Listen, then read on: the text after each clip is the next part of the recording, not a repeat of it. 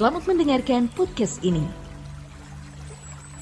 Shalom saudara, kebenaran hari ini berjudul Menjadi Bejana Hati Tuhan. Kita tidak bisa berjejak pada dua dunia, saudara. Tidak bisa. Berjejak pada dua dunia, di sini maksudnya bersahabat dengan dunia, sementara itu juga bersahabat dengan Allah.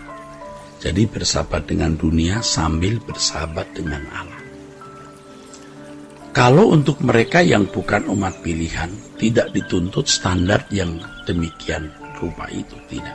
Jika mereka mengasihi sesama seperti diri sendiri, maka mereka masih dapat diperkenan masuk dalam dunia yang akan datang. Tetapi untuk umat pilihan tidak ada pilihan lain selain mengasihi Allah dengan segenap hati, jiwa, akal budi, dan kekuatan sepenuhnya. Ini menunjuk pada kehidupan yang tidak menyisakan sedikit pun bagian untuk dunia. Ya, seluruh kehidupan harus diabdikan, didedikasikan hanya untuk kepentingan Tuhan. Ya, bukan 10% atau sebagian saja. Ya, standarnya adalah segenap hidup kita. Sebab inilah standar hidup orang yang ditebus oleh darah Yesus. Sebagian orang mungkin merasa bahwa mengabdikan seluruh hidup bagi Tuhan sebagai sesuatu yang dianggap berlebihan.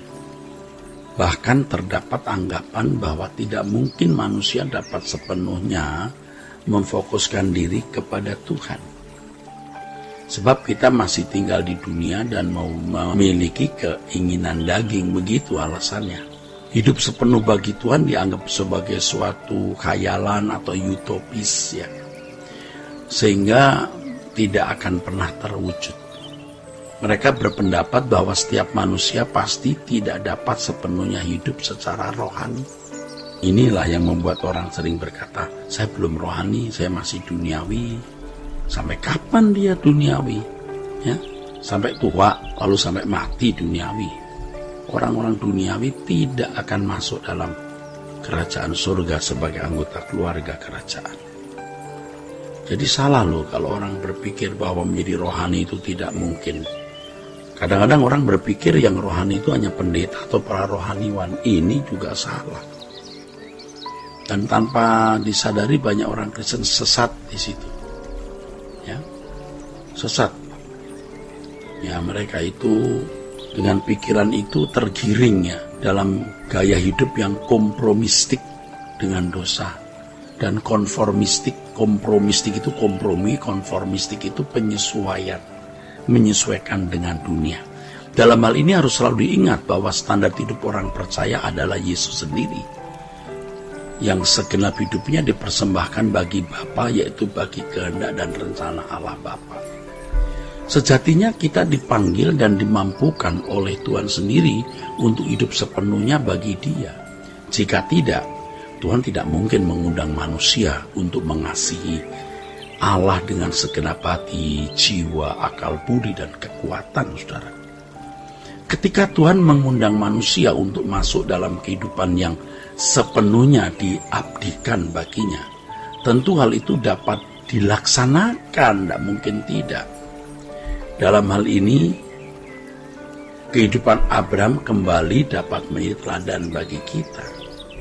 Ketika meninggalkan Ur Kasdim, sebenarnya Abraham sedang meninggalkan kenyamanan hidup hanya demi kepentingan untuk menemukan negeri yang Allah janjikan, dan dia juga menjadi nenek moyang dari umat Israel yang akan menurunkan Mesias.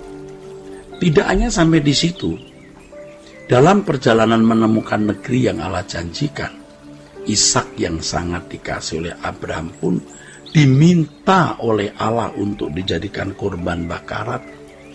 Kita dapat membayangkan bagaimana perasaan Abraham ketika mendengar permintaan Allah tersebut. Abraham tentu mengalami pergulakan jiwa yang hebat, ya, sebagai ayah harus menyembelih anaknya sendiri. Dan tentunya sebagai seorang kekasih Allah, Abraham dapat mempertanyakan mengapa Allah mengambil berbagai hal baik dalam hidupnya. mulai dari kenyamanan hidupnya di Ur Kasdim hingga sekarang anaknya yang telah lama dinanti juga harus dijadikan korban bakaran. Tetapi Abram tidak bertanya mengapa. Abram hanya taat, dan taat. Dari sudut pandang manusia sangat wajar bagi Abram untuk mempertanyakan dan mencurigai Allah. Namun kita temukan Abram tidak bertindak demikian, tidak mencurigai Allah. Ia melakukan seluruh yang Allah kehendaki, yang Allah perintahkan untuk dilakukan. Elohim Yahweh melalui malaikat Tuhan berkata, "Aku akan memberkati engkau berlimpah-limpah dan membuat keturunanmu sangat banyak seperti bintang di langit dan pasir di tepi laut, dan keturunanmu itu akan menduduki kota-kota musuhnya."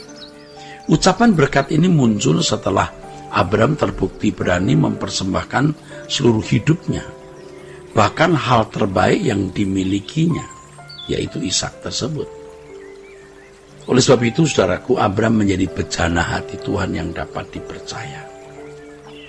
Nah, jadi betapa salahnya kalau kita memiliki kekristenan yang terfokus kepada kehidupan sekarang ini, di bumi ini, hari ini. Segala sesuatu yang terjadi dalam hidup kita itu pasti menjadi berkat kalau kita menyikapinya dengan sikap yang benar.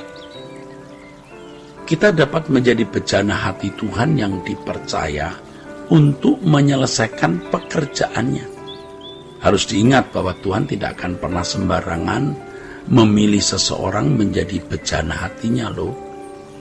Bejana hati di sini maksudnya tempat Tuhan mencurahkan segala pikiran dan perasaannya demi menyelesaikan rencananya, rencana Allah. Jadi luar biasa loh kalau menjadi sahabat Tuhan dan kita bisa menjadi bejananya. Seseorang yang dapat dipercaya dan hidup dalam ketergantungan kepada Tuhan adalah bejana hati Tuhan, saudara. Namun untuk menjadi bejana hati Tuhan tidak mudah. Syaratnya tertuang dalam Matius 22 ayat 37-40. Di mana kita harus mengasihi Tuhan dengan segenap hati, jiwa, kekuatan, dan akal budi. Abraham sudah membuktikan itu sampai ia harus memberikan anaknya yang tunggal di hari tuanya pun dia melakukannya. Abraham ini luar biasa. Ini berarti pengorbanan segenap hidup. Ishak itu lebih mahal dari nyawanya sendiri loh, saudara. Nah, jika Abraham pergi dari Ur Kasdim tapi masih menyayangkan Ishak, maka Abraham berarti masih menyisakan sesuatu bagi dirinya. Nah, tentu Abraham tidak dapat menjadi bejana hati Tuhan. Memang kita tidak bisa melihat Abraham dalam keseluruhan hidupnya, sebab standar kesucian kita dengan Abraham itu berbeda, saudara.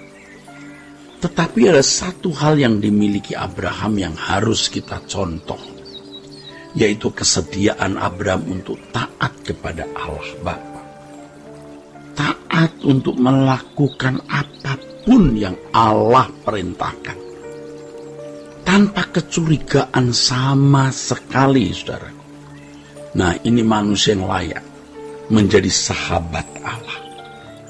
Nah, banyak orang Kristen jangankan melakukan apa yang Allah kehendaki, mengerti kehendaknya saja tidak. Jangan sampai loh kita terhitung dalam orang-orang yang tidak dapat menjadi bejana hati Tuhan. Mengerikan, sebab kalau orang berkeadaan seperti itu akan berakhir dengan penyesalan yang tiada tara. Ya, Tuhan memberkati saudara-saudara sekalian. Sola Gracia.